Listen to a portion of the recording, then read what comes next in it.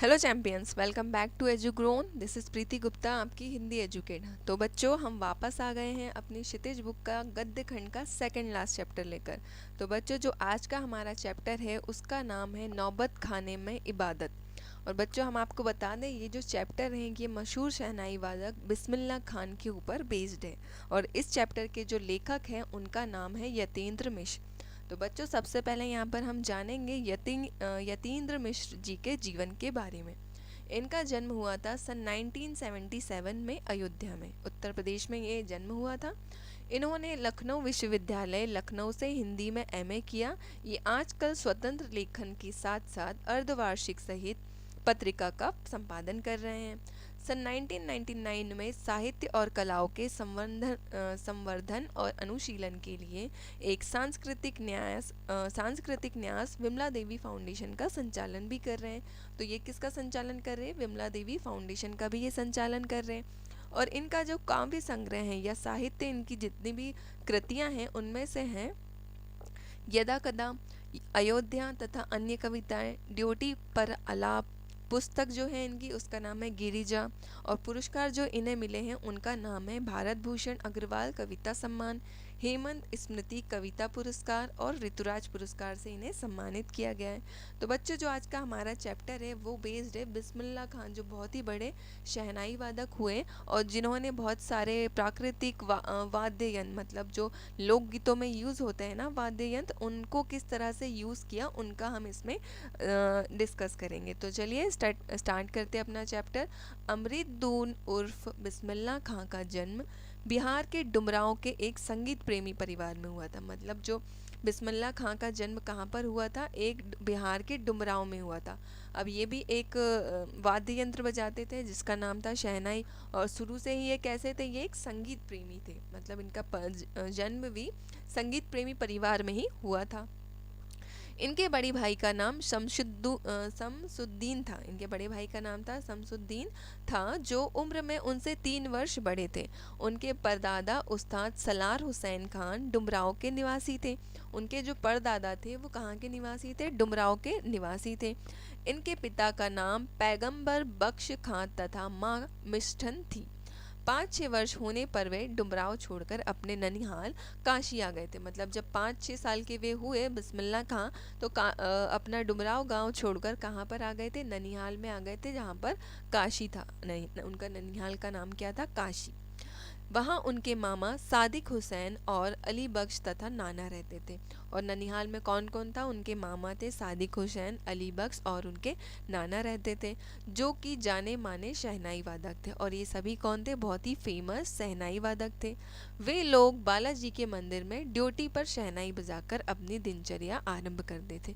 तो ये लोग क्या काम करते थे? बालाजी के मंदिर में शहनाई बजाते थे और इन्हीं से अपनी दिनचर्या शुरू करते थे। वे विभिन्न रियासतों के दरबार में बजाने का काम भी करते थे। तो जो बड़ी बड़ी रियासतें होती हैं, राजाओं के दरबार होते हैं, वहाँ पर भी ये शहनाई बजाने का काम करते थे। ननिहाल में 14 साल की उम्र से ही बिस्मिल्लाह खां ने बालाजी के मंदिर में रियाज करना शुरू कर दिया था। तो मतलब जब वे 14 साल के थे, छोटी उम्र में ही उन्होंने रियाज करना शुरू कर दिया था। वहाँ उन्हें जाने का ऐसा रास्ता चुना जहाँ उन्हें रसूलन और बतूलन बाई की गीत सुनाई देती थी। मतलब वो जिस रास्ते से जाते थे वहाँ पे उन्हें हमेशा एक ऐसा रास्ता चुना उन्होंने कि उस रास्ते से उन्हें रसूलन और बतूलन बाई की संगीत की आवाज़ सुनाई देती थी, जिससे उन्हें खुशी मिलती थी। मतलब जिस रास्ते से वो मंदिर जाते थे वहाँ पर 2 महिलाएं अपना गीत गाती थी, जिस गीत को सुनकर उन्हें बहुत ज़्यादा अच्छा लगता था। अपने साक्षात्कारों में भी उन्होंने स्वीकार किया कि बचपन में इन लोगों ने उनका संगीत के प्रति प्रेम पैदा करने की भूमिका निभाई है। तो जितने बार भी उनके इंटरव्यूज़ हुए हैं, तो हमेशा उन्होंने अपने इंटरव्यू में कहा कि ये जो थी रसूलन और बतूलन बाई, इन्होंने हमेशा उनके जीवन में संगीत को जागृत करने का या संगीत के प्रति अपना लगाव बढ़ाने में बहुत ही इम्पोर्टेंट भूमिका निभाई है। भले ही वैदिक इतिहास में शहनाई का जिक्र ना मिलता हो, परंतु मंगल कार्यों में इसका उपयोग प्रतिष्ठित करता है, अर्थात यह मंगल ध्वनि का संपूरक है। तो कवि यहाँ पे लेखक कहते हैं भले ही वैदिक इतिहास में शहनाई का जिक्र ना मिला हो, पर जितने भी शुभ कार्य होते हैं, शादी विवाह जैसे मंगल कार्यों में हमेशा आपको शहनाई की धुन सुनाई देती है। मतलब मंगल ध्वनि का संपूरक कहा गया है शहनाई को। मतलब शुभ कार्य का स्टार्ट किससे होता है? हमेशा शहनाई से होता है। बिस्मिल्लाह खान ने 80 वर्ष के हो जाने के बावजूद हमेशा पांचों वक्त वाली नमाज में शहनाई के सच्चे सुर को पाने की प्रार्थना में बिताया है। तो वो ये बताते हैं कि उनका शहनाई के प्रति कितना ज़्यादा लगाव था। जब वे 80 वर्ष के हो गए तब भी अपनी जितने भी पांचों टाइम की वो नमाज पढ़ते थे, उसने उसमें भी वो शहनाई के सच्चे सुर को पाने की ही प्रार्थना करते थे। तो मतलब उसमें भी अपनी नमाजों में भी वो अपनी हुनर को और ज़्यादा बढ़ाने की ही प्रार्थना करते थे। मुहर्रम के 10 दिनों में बिस्मिल्लाह खां अपने पूरे खानदान के साथ ना तो शहनाई बजाते थे और ना ही किसी कार्यक्रम में भाग लेते थे। तो बच्चों, जो मुहर्रम का त्यौहार होता है ये दुख का त्यौहार होता है। तो इसमें बिस्मिल्लाह खां क्या करते थे, 10 दिनों तक ना तो वे शहनाई बजाते थे और ना ही किसी शुभ कार्य में वे शामिल होते थे। 8वीं तारीख को वे शहनाई बजाते और दाल मंडी से फातमान की 8 किलोमीटर की दूरी तक भीगी आंखों से नोहा बजाकर निकलते हुए सबकी आंखों तक को भिगो देते थे। तो वे 8वें दिन क्या करते थे, 8वीं तारीख को शहनाई बजाते हुए दाल मंडी से फातमान की 8 किलोमीटर तक की दूरी, मतलब दाल मंडी से फातमान एक जगह है, इतने डिस्टेंस को वो पैदल ही पूरा करते थे।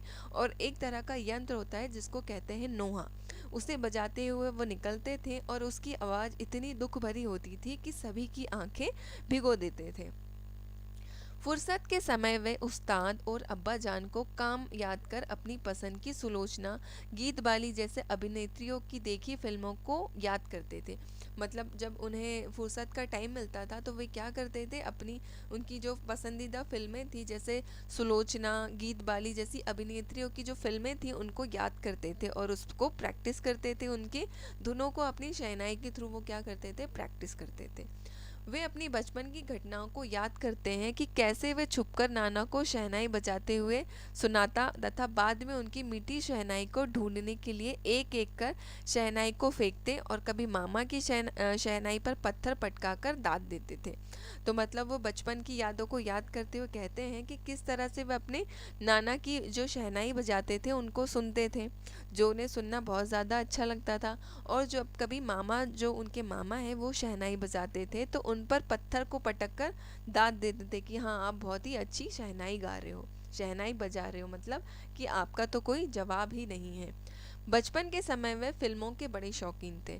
उस समय 3rd क्लास का टिकट 6 पैसे का मिलता था। तो वो ये बताते हैं कि उन्हें बचपन से ही फिल्मों का बहुत ज़्यादा शौक था और उस समय एक टिकट 6 पैसे का मिलता था, जिसे पूरा करने के लिए वे दो पैसे मामा से, 2 पैसे मौसी से और 2 पैसे नाना से लेते थे। मतलब उस टिकट के पैसे जमा कहाँ से करते थे वे, 2 पैसे लेते थे मामा से, 2 पैसे लेते थे मौसी से और 2 पैसे अपने नाना से लेते थे और मूवी टिकट लेकर अपनी पसंद की फिल्में देखा करते थे।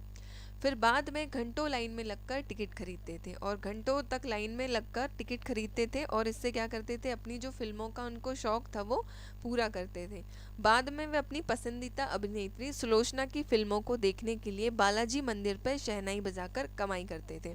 तो फिर उन्होंने बताया कि बाद में जब उनकी जो फेवरेट हीरोइन थी जिसका नाम था सुलोचना, उनकी फिल्मों को देखने के लिए वे बालाजी के मंदिर में शहनाई बजाते थे और उस शहनाई से जो उनकी कमाई होती थी उससे वे उस हीरोइन की पिक्चर देखा करते थे।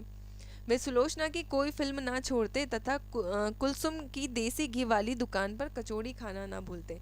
तो वे अपनी कहानी में ये बताते हैं कि उनको कोई भी फिल्म नहीं छोड़ते थे। मतलब सुलोचना की जितनी भी फिल्में आती थी वो एक भी फिल्में नहीं छोड़ते थे और उनको सबसे ज़्यादा शौक था कुलसुम की देसी घी वाली कचौड़ी खाना। मतलब ये 2 काम करना वे कभी भी नहीं भूलते थे। मतलब जब भी सुलोचना की कोई मूवी आती थी उसे देखना है और कुलसुम की देसी घी वाली दुकान पर कचौड़ी खाना है, ये उनका सबसे ज़्यादा फेवरेट काम हुआ करता था।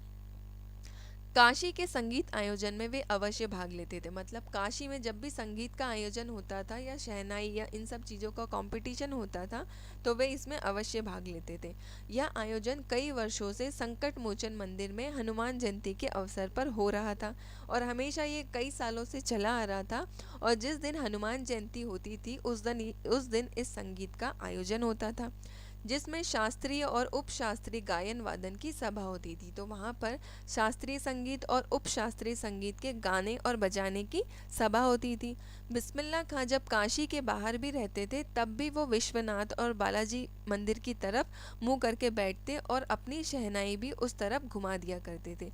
मतलब उन्होंने बचपन में अपनी शहनाई कहाँ से सीखी थी? बालाजी मंदिर में सीखी थी।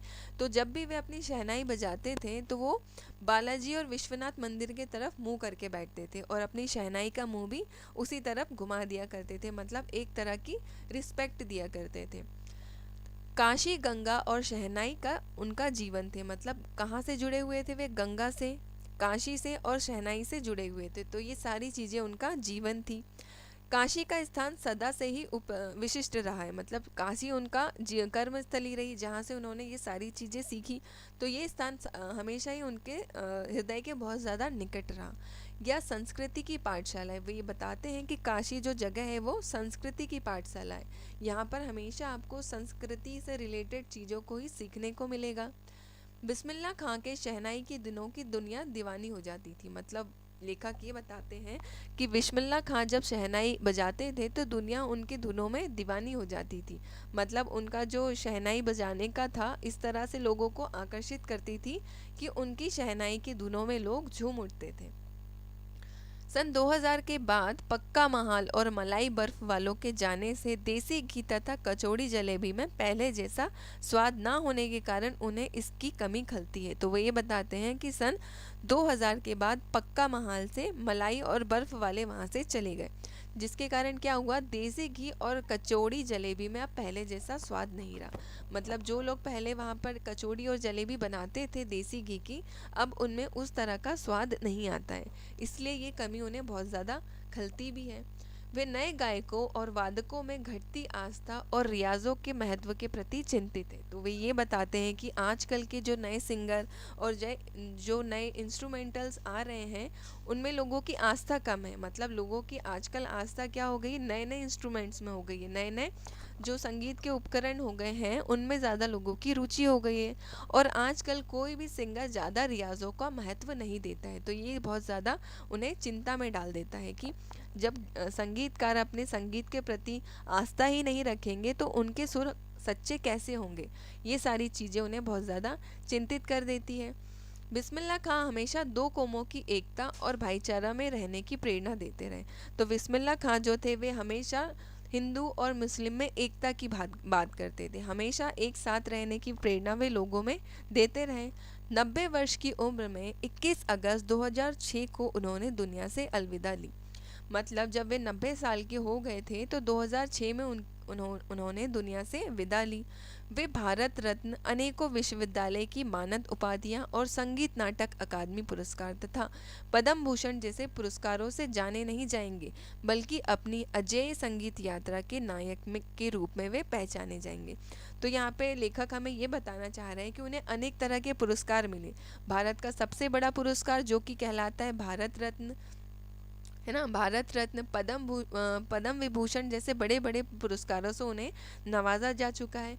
पर लेखक ये कहते हैं कि वो इन पुरस्कारों की वजह से नहीं जाने जाएंगे, वे अपनी अजेय संगीत यात्रा के नायक के रूप में हमेशा याद किए जाएंगे। तो बच्चों ये कहानी थी हमारी बिस्मिल्लाह खां के ऊपर कि उन्होंने अपनी यात्रा किस तरह से शुरू की थी, किस तरह से उन्होंने शहनाई बजाना सीखा और क्या क्या उनके जीवन में शहनाई के महत्व रहे। तो बच्चों इसी के साथ हम आज का चैप्टर ख़त्म करते हैं और आपको एक इन्फॉर्मेशन देना चाहेंगे कि हमारी वेबसाइट है www.edugrown.in। इस पर आपको सभी तरह के सभी सब्जेक्ट के नोट्स बहुत ही कस्टमाइज वे में मिलेंगे। अगर आपको अपने नोट्स के रिगार्डिंग जो भी प्रॉब्लम है तो आप हमारी वेबसाइट पर एक बार एक्सेस ज़रूर करिएगा। तो इसी के साथ बच्चों हमारा सेशन ख़त्म करते हैं। मिलते हैं आपसे एक नए सेशन में नए दिन। Thank you.